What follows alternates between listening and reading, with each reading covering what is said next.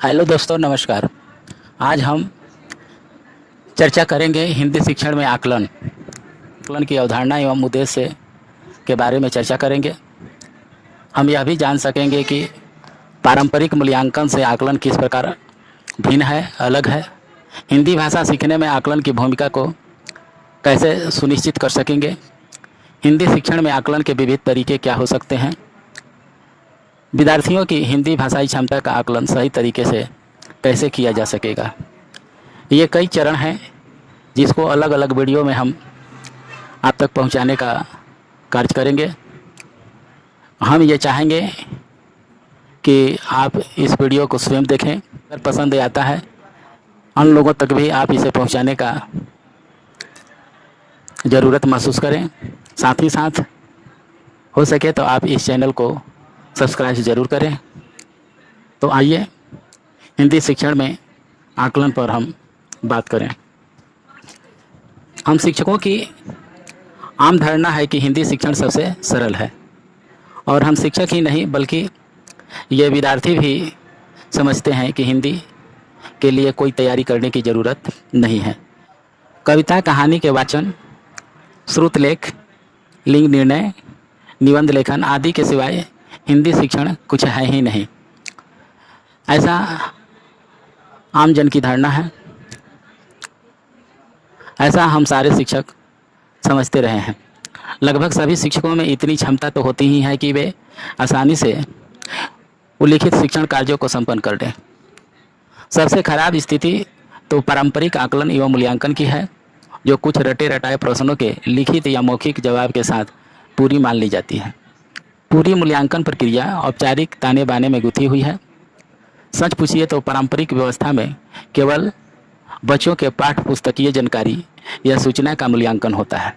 हम पारंपरिक मूल्यांकन को इतना महत्व देते हैं, उसमें समा चुके हैं कि वार्षिक या अर्धवार्षिक परीक्षा के अतिरिक्त दूसरा कोई सटीक जरिया उनके साल भर चलने वाली भाषाई विकास एवं कौशलों को आकलित करने का दिखता ही नहीं। बेशक ये सावधिक परीक्षाएं यह तो बताती है कि शिक्षार्थी कितना जानते हैं, लेकिन वे जो नहीं जानते हैं उनका कारण क्या है यह नहीं बतलाती है। इस तरह की मूल्यांकन प्रक्रियाएं बच्चों में असुरक्षा, तनाव, चिंता, भय और अपमान की स्थिति पैदा करती है।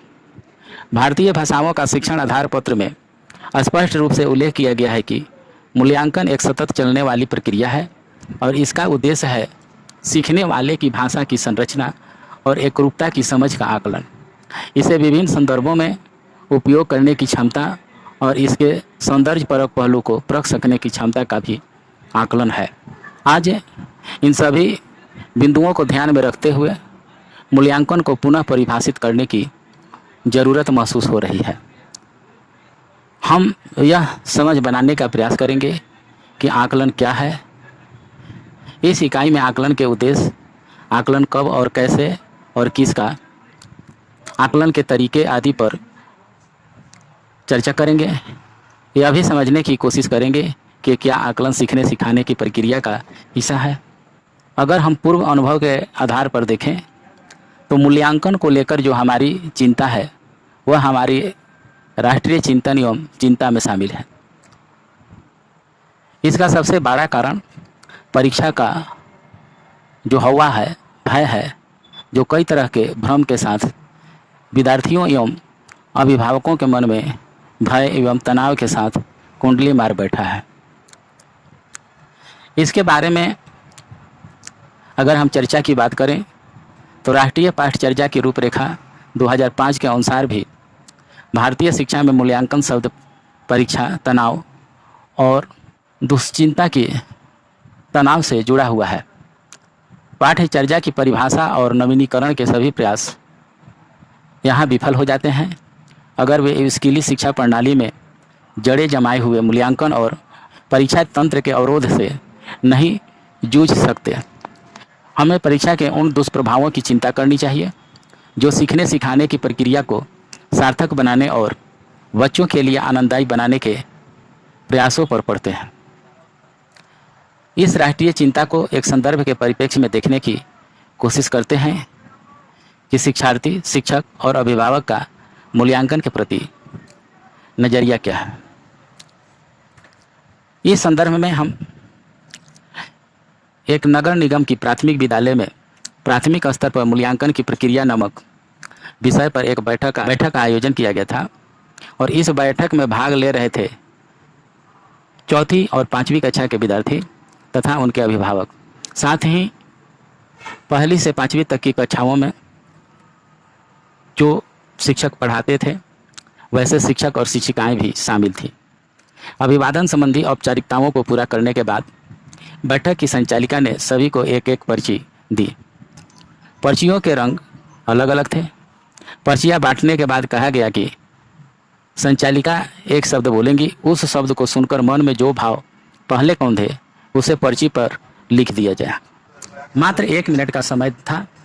पर्चियां वापस ले ली गई। अब यहाँ पर पर्चियों में लिखे गए भाव जानने के लिए सारे लोग उत्सुक थे।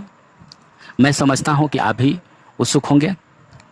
विद्यार्थियों की पर्चियों पर कुछ इस प्रकार की टिप्पणियाँ आई थी। वो टिप्पणियाँ थी पास या फेल, घोंटे लगाने का समय आ गया, खेल कूद की छुट्टी, टीवी पर ताला, थोड़े दिन घर के काम से छुटकारा, रट्टू तोते के तो मज़े आ गए, ज्योमेट्री बॉक्स की तैयारी कर लो, रोज वाली कॉपी की बातें मैडम वाली कॉपी पर, घोंटे लगाओ नंबर पाओ, नालायक नंबर 1, लाल लाल गोले, 0 बाटा सनाटा, पेट में मड़ोर, आदि आदि। अब आप समझ गए होंगे कि ये सारी जो टिप्पणियाँ थी ये उन बच्चों की थी। समय भी कम था, इसमें एक ही शब्दों में देना था। अब यही टिप्पणियाँ आई थी। शिक्षकों की पर्चियों पर कुछ इस तरह के भाव थे। प्रश्न पत्र बनाओ, 10-10 लिस्टें बनाओ, गलतियाँ निकालो, नकल पकड़ो, बेतुकी एक्सरसाइज करो, नो यूज चेकिंग, ऊंच रक्तचाप, घबराहट के दिन, आदि आदि। अब आप यह भी जानना चाहेंगे कि अभिभावकों ने अपनी पर्चियों में क्या क्या लिखा होगा। बहुत से अभिभावक लिखना नहीं जानते थे। उन्होंने मौखिक रूप से भी अपनी बात कही। तनाव, अवसाद, प्रतिष्ठा का सवाल, उम्मीदों पर पानी न फिर जाए, टेंशन का इंतजाम, मोमबत्ती और लालटेन का जुगाड़, बिना देखे लिखना आदि। शायद हम सब की प्रतिक्रिया इससे अलग नहीं होगी। दरअसल परीक्षा का स्वरूप ही कुछ ऐसा है कि इस प्रकार का कहा जाना नकारात्मक भाव यानी कि न चाहने वाली बातें ही सामने अधिक आती हैं। ये आकलन का स्रोत भाषा हिंदी NCERT दिल्ली से है। कमोबेश पारंपरिक मूल्यांकन की परीक्षा प्रणाली के प्रति अपने प्रदेश का नज़रिया भी मिलता जुलता है। आकलन और मूल्यांकन पर बात करने से पहले आइए एक छात्रा की मासिक जांच की कॉपी देखते हैं। यह प्राथमिक विद्यालय में वर्ग 5 में पढ़ती है। इसे मेरा गांव पर निबंध लिखकर जमा करना है और विद्यालय के 2 शिक्षक निबंध को पढ़ते हैं और अपनी अलग अलग क्या टिप्पणी देते हैं इसको भी देखेंगे।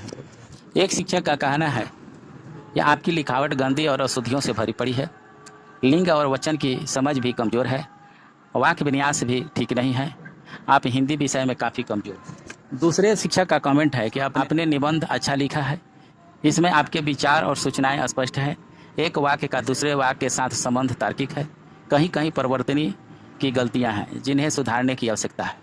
अब यहाँ प्रश्न उठता है कि आप किस शिक्षक के कॉपी जांचने के तरीके से संतुष्ट हैं और क्यों। लिखी गई कॉपी जिसे अलग अलग दोनों शिक्षक ने देखा उसे आप किस रूप में देख रहे हैं। यही कॉपी आपको दी जाए तो आप इसे कैसे देखेंगे। आकलन के बारे में जो आपका पूर्व ज्ञान है वह दोनों में से किस शिक्षक से मेल खा रहा है। अब तक जो आपने समझा उसके अनुसार मासिक जांच सिर्फ शिक्षार्थियों की, बच्चों की जांच के लिए है कि वे कितना जानते हैं, या उन क्षेत्रों का पता लगाने के लिए है कि बच्चे क्या नहीं जानते हैं और क्यों। जानकारी या सूचना आपके शिक्षण अधिगम प्रक्रिया में किस तरह के बदलाव की मांग करता है। यहाँ पर आप सभी दूसरे शिक्षक के क्रियाकलाप से संतुष्ट हो सकते हैं और संभव है प्राप्त परिणाम के आलोक में शिक्षण प्रक्रिया में बदलाव से सहमत भी होंगे। आप यह समझ चुके होंगे कि आकलन की सही प्रक्रिया क्या है। आकलन का प्रयोजन निश्चय ही सीखने सिखाने की प्रक्रियाओं एवं सामग्री का बदलाव करना है और उन लक्ष्यों पर पुनर्विचार करना है जो स्कूल के विभिन्न चरणों के लिए तय किए गए हैं। यह पुनर्विचार और बदलाव इस आधार पर किया जा सकता है कि शिक्षार्थियों की क्षमता किस हद तक विकसित हुई। यह कहने की ज़रूरत नहीं होनी चाहिए कि यहाँ आकलन का मतलब विद्यार्थियों का नियमित परीक्षण कतई नहीं है। शिक्षा का सरोकार एक सार्थक और उत्पादक जीवन की तैयारी से होता है। इस तरह मूल्यांकन को आलोचनात्मक प्रतिपुष्टि देने का उपकरण बनना चाहिए। यह तभी संभव है जब आकलन की प्रक्रिया, निर्देश आदि सीखने सिखाने की प्रक्रिया के साथ साथ चले।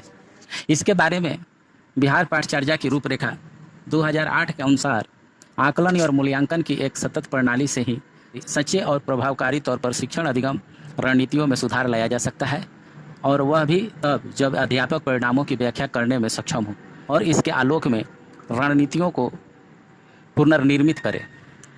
उल्लिखित उदाहरण यह स्पष्ट करता है कि आकलन सीखने के उपकरण, लर्निंग टूल्स और उपलब्धि स्तर जानने के उपकरण के रूप में साथ साथ कार्य करता है, अर्थात लर्निंग टूल्स और टेस्टिंग टूल्स के रूप में साथ साथ कार्य करता है। इस प्रकार स्पष्ट होता है कि आकलन या मूल्यांकन शिक्षण अधिगम प्रक्रिया को प्रभावी बनाते हैं।